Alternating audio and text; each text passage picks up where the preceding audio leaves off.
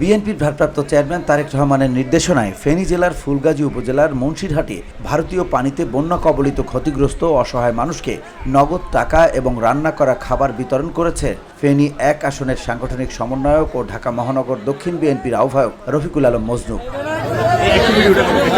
এদিকে টানা বৃষ্টি ও ভারত থেকে নেমে আসা পাহাড়ি ঢলে ফেনীর মুহুরী, কহুয়া ও সিলোনিয়া নদী রক্ষা বাঁধের ২১টি স্থানে ভেঙে প্লাবিত হয়েছে শতাধিক গ্রাম। ফুলগাজী ও পরশুরাম উপজেলার বিস্তীর্ণ নির্মাঞ্চল প্লাবিত হয়ে ভোগান্তিতে পড়েছেন ২০,০০০ মানুষ।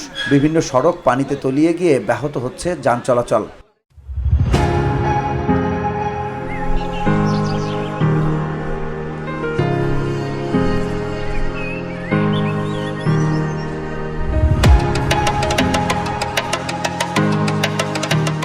ফেনী পানি উন্নয়ন বোর্ড জানায়, পরশুরামের ১২টি ও ফুলগাজী উপজেলায় ৯টি সহ বন্যা নিয়ন্ত্রণ বাঁধের মোট ২১টি স্থান ভেঙে গেছে। তার মধ্যে মুহুরী নদীর ১১টি, কহুয়া নদীর ৬টি ও সিলোনিয়া নদীর ৪টি অংশে ভাঙনে ১০০টির বেশি গ্রাম প্লাবিত হয়েছে। সময় বাড়ার সঙ্গে সঙ্গে প্লাবিত হচ্ছে নতুন নতুন এলাকা।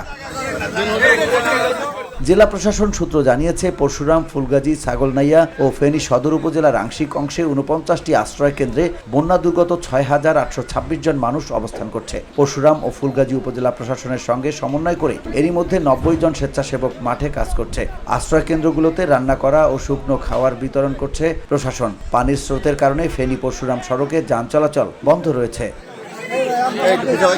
ফুলগাজীর বাসিন্দারা জানান, বৃষ্টি কিছুটা কমেছে, সঙ্গে নদীর পানিও কমছে। ভাঙন স্থানগুলো দিয়ে এখনো পানি ঢুকছে। সময় বাড়ার সঙ্গে সঙ্গে নতুন নতুন এলাকা প্লাবিত হচ্ছে। গেল বছরের বন্যার মতো এবারও মোবাইল নেটওয়ার্ক সমস্যা নিয়ে ভুগতে হচ্ছে। কর্তৃপক্ষ সেই অভিজ্ঞতাকে কাজে লাগিয়ে কোনো ব্যবস্থা গ্রহণ করতে পারেনি বলে অভিযোগ করেছেন স্থানীয়রা।